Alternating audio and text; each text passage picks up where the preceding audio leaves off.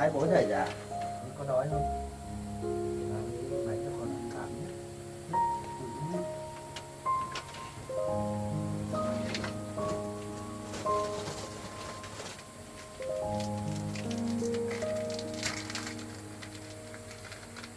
Con ăn tạm thôi nhé.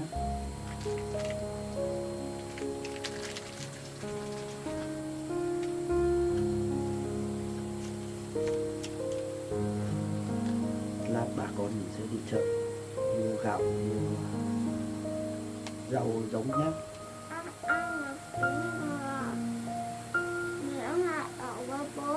Con gái của bố hiểu chuyện quá.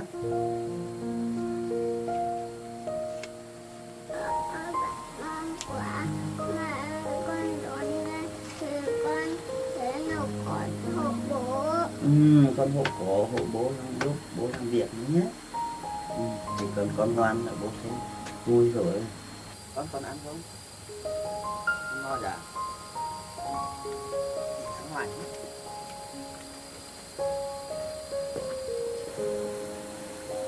Con ngồi đây đợi bố nhé, xem bố sửa nước nhé. Nước là mình không có được nhé. Người ta sửa nước này. Con đánh răng rửa mặt nhé.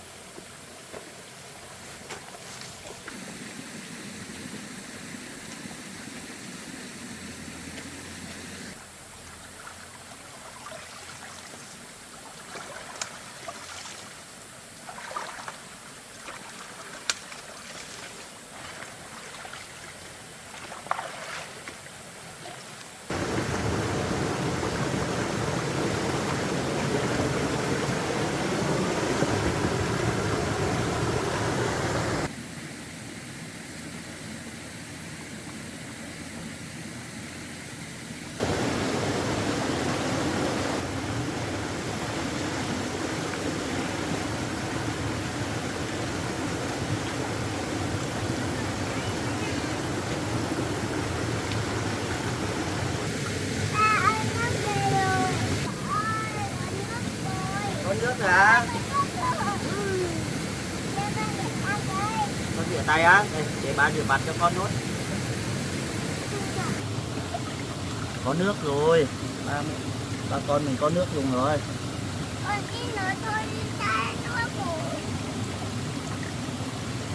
Con có thích không? Thế rồi thì vẫn xong rồi. Chúng ta đến bắt đầu mùa vào mùa măng rồi đấy. Để hai bà con mình đem lên rừng lấy một chút măng xong rồi đem ra chợ bán nhé.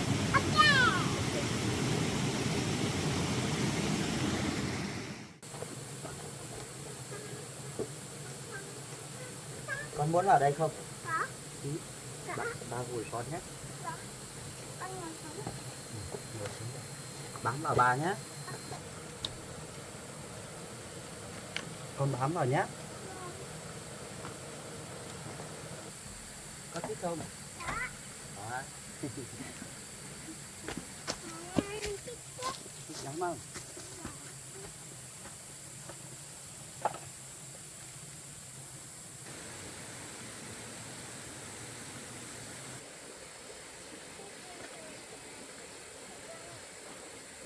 Con ngồi đi.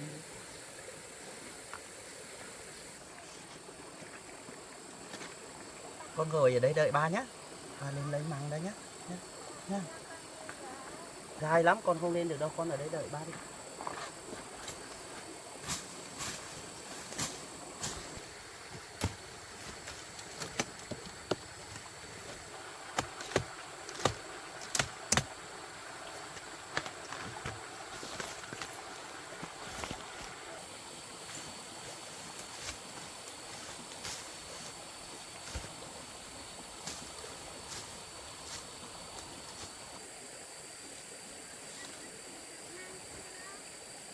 Ba sắp lấy được rồi, con đợi ba một xíu nhá.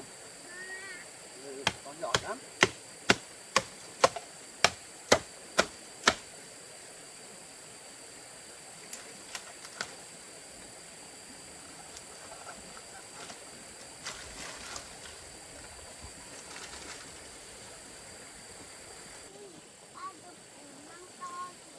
Đó không?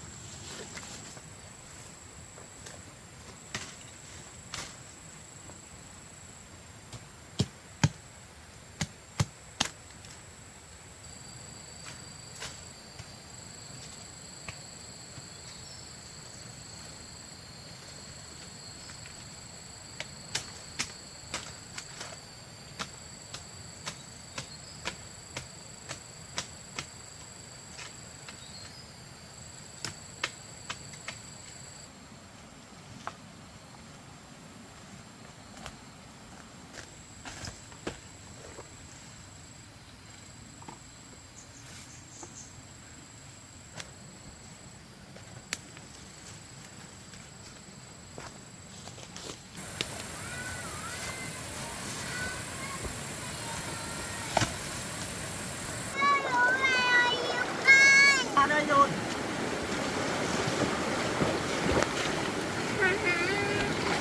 Có sao không?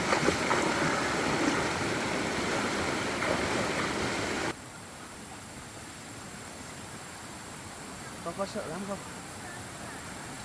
Ba xin lỗi con nhé. Ba lấy măng vào xong ba con mình về nhà nhé. Nhanh lên, nước lũ sắp về rồi đấy.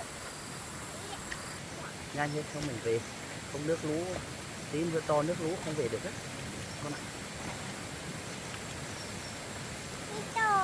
Để ba lấy vào lên, con ba lấy con nhé. Nhá.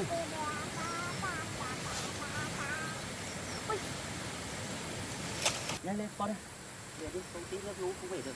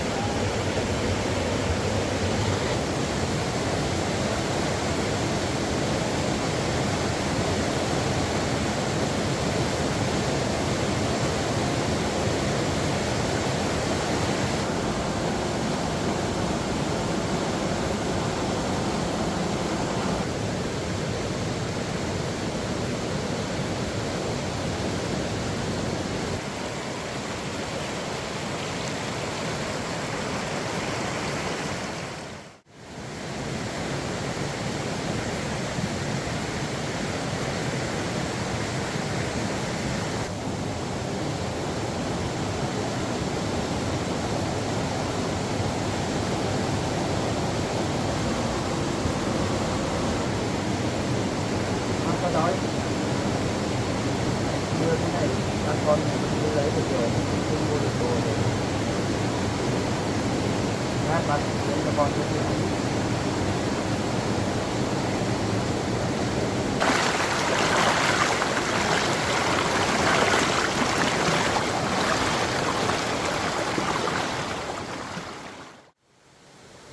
Hai ba con mình sẽ ra bóc măng nhé, mang thì mang ra ngoài chợ không bán được tí nào không được, thì đổi gạo đổi thức ăn trong tối thì bà mua thức ăn mua đồ cho con nhé.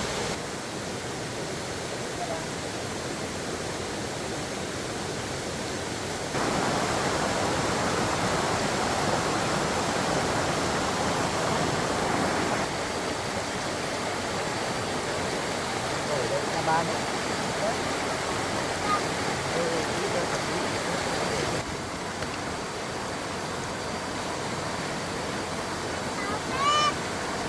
Sao không?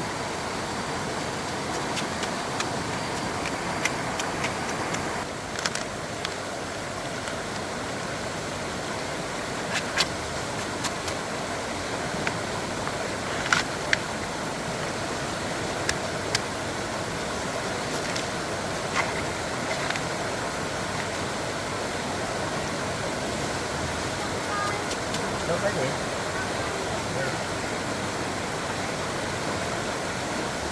Con gái của bà bóp á.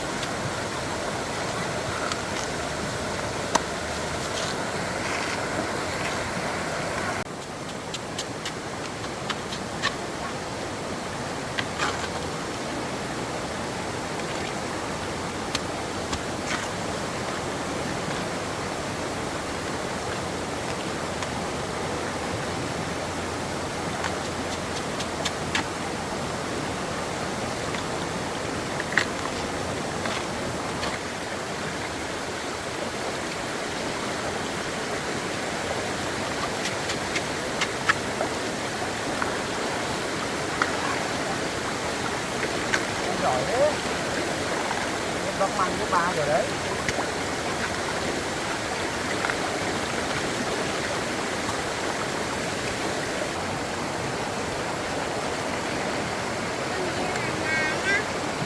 Đợi ba một tí nữa xong ba con mình vào nhé.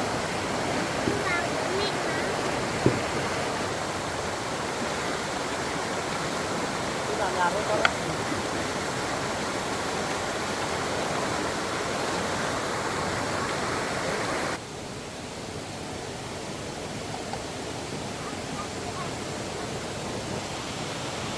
Con mình chơi nhé.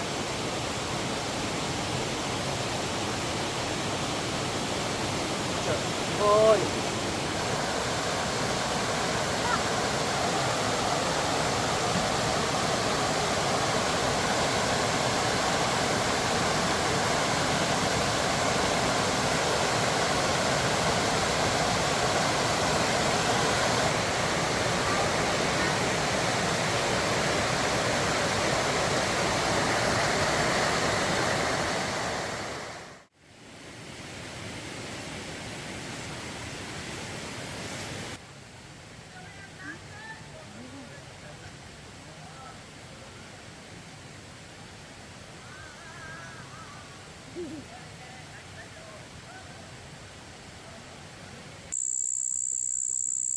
Đẹp quá.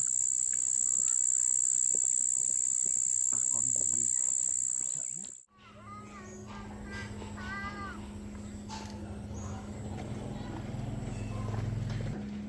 Thế mà ở đây có mua măng. Có ít măng.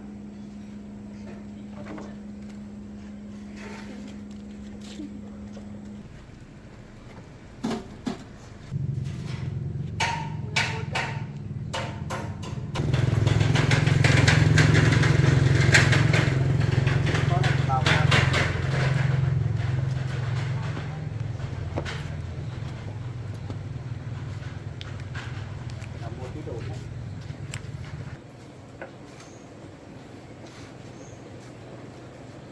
Con ăn cái gì?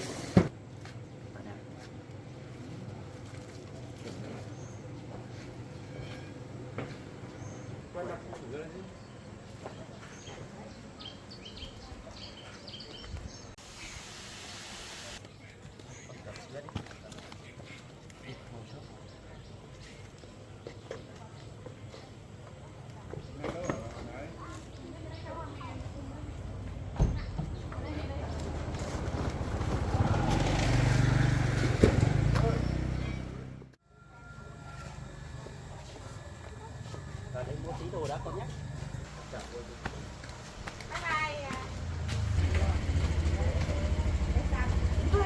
cầm nguyên cái hộp kẹo.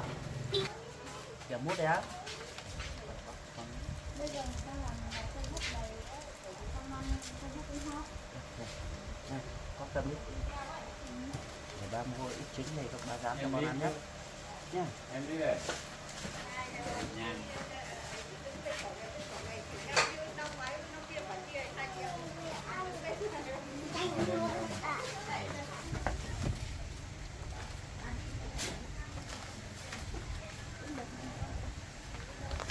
Hàng với nhau. Chị ơi, tính tiền hộ em. Nào.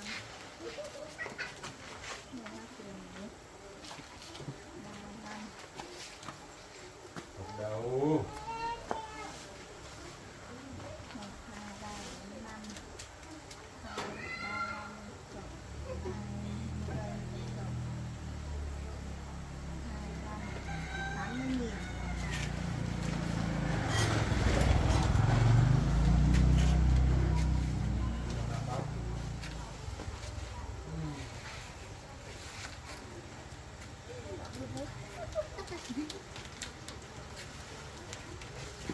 Con cho vào trong đi. Bao vui à? Bố ơi, bố. Cho vào trong. Bố bố.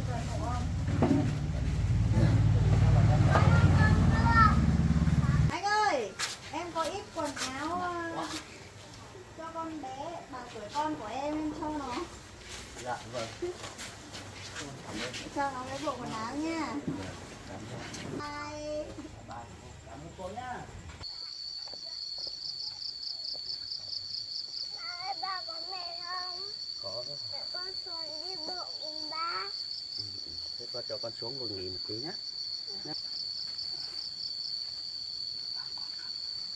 Ba ơi, Dạ. con không. Ăn nữa đã. Vâng. Con ngồi đây. Đây, con thử dép lấy chị chia cho con đấy nhé. Con đi dép và ba lấy sữa cho con uống nhé. Nha. Đây, con ngồi xuống đây. Ngồi xuống đây. Ngồi xuống nhé.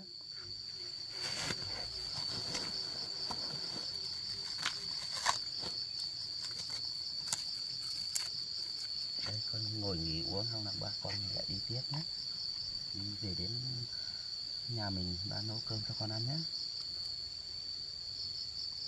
Mất từ từ thôi con. Khát lắm à? Con gọi theo. Mình đi tiếp. Đi tiếp á? Rồi, thế đi nhé.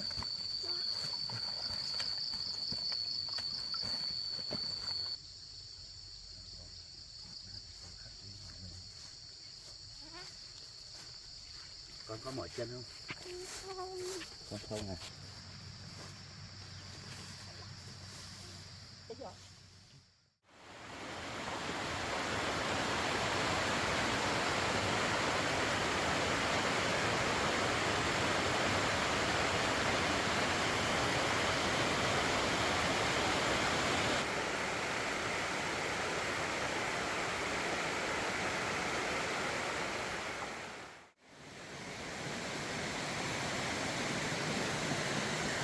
Ơi, trời ạ, mưa to rồi.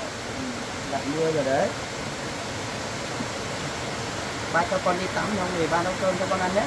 À, con có quần áo không? Đó. Đi nào, con bỏ dép ra đi. Bỏ dép ra rồi đi nào.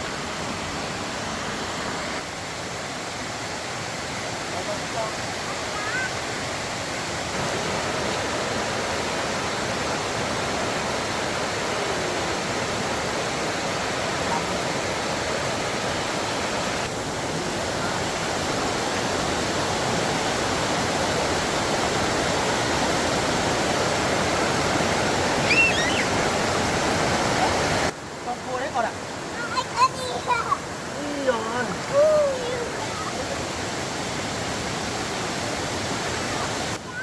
Đấy, mình đi bắt tiếp đi. Đi nữa. Đấy, kia có một con kìa.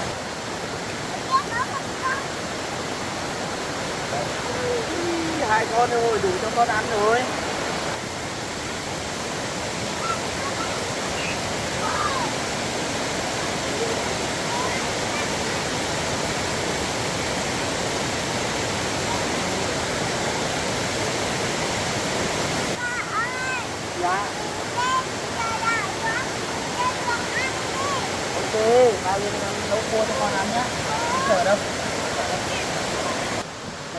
ba nấu cho con ăn. Lạnh lắm rồi, lên không đi thay quần áo đi.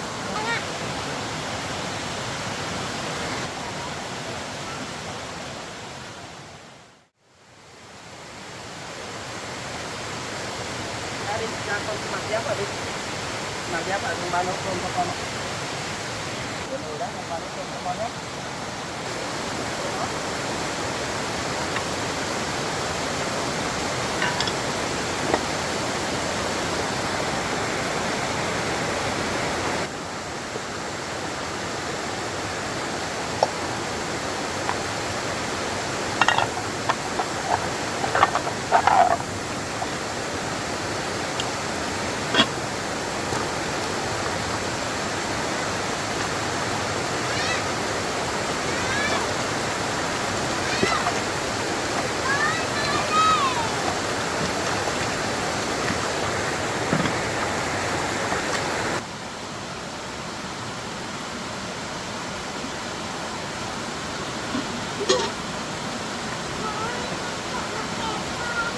Cua kẹp con á.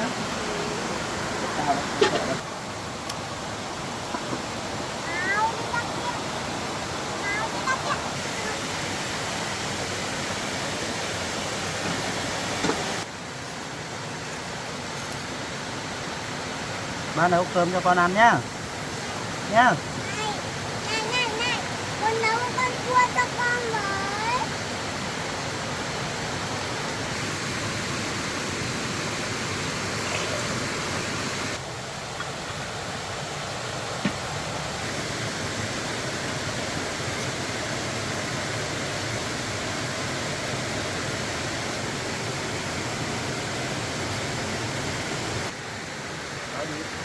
Ba ơi, lửa cháy rồi, nấu cua cho con ăn thôi. Ok, ăn nấu cua cho con ăn như vậy nhé.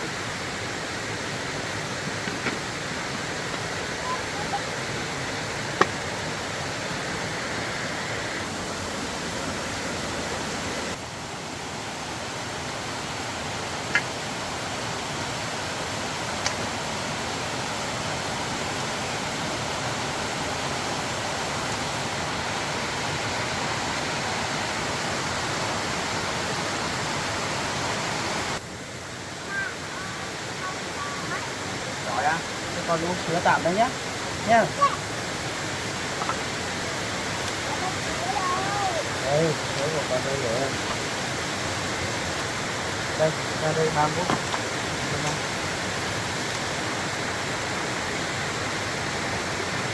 Đây. Đây là bố phục vụ thôi nha.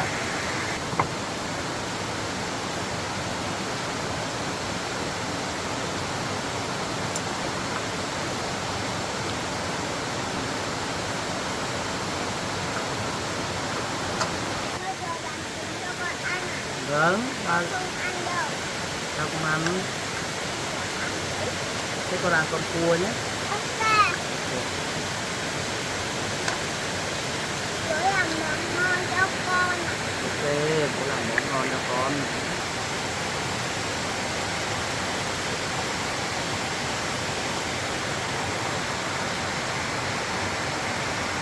Con muốn hết chưa? Cơm sắp chín rồi đấy.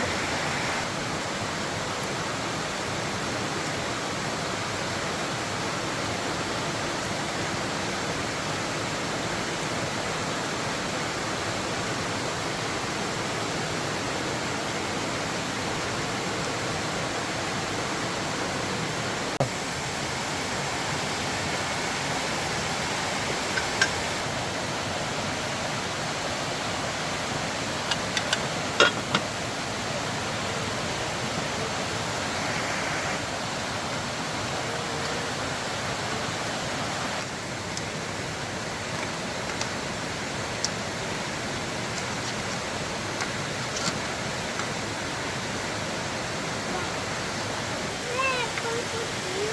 Đợi ba một tí nhá, ba dám trứng xong ba lấy cho con ăn nhá.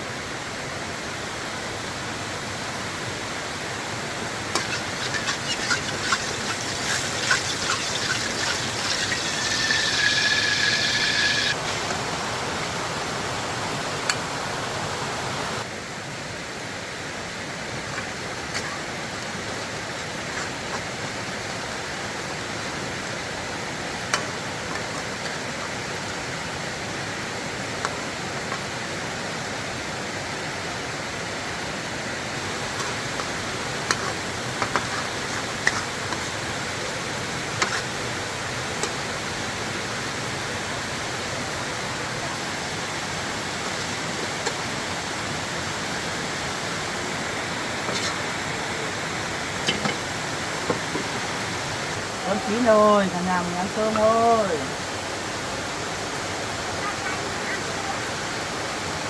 Nào lấy bát cho con ăn nhá. Được rồi, con giỏi lắm. Con làm được rồi này. Ăn chứa cơm cho con nhé.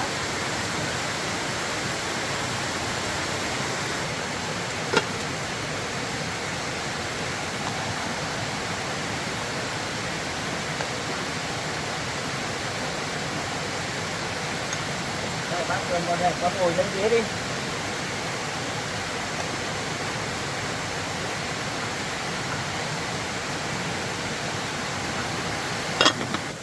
Chút chín rồi. Rồi, con ngồi lên thẳng con này. Bà bóc vô cho con ăn nhé. Con ăn cái càng này nhé.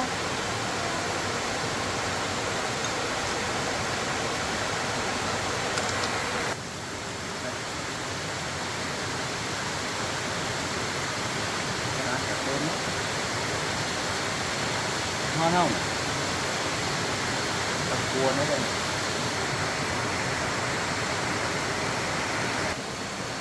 Ăn một miếng trứng. Để ba bữa cua cho con này.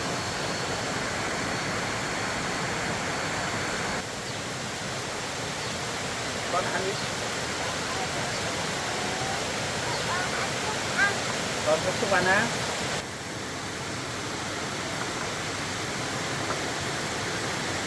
Ba ăn con cua của con gái cắp cho ba nào.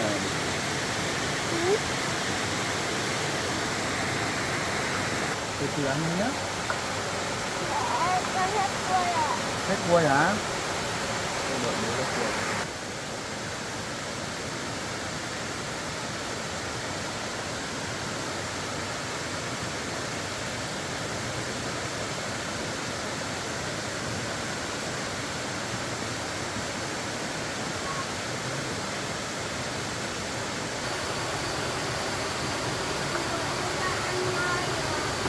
Ăn no hả?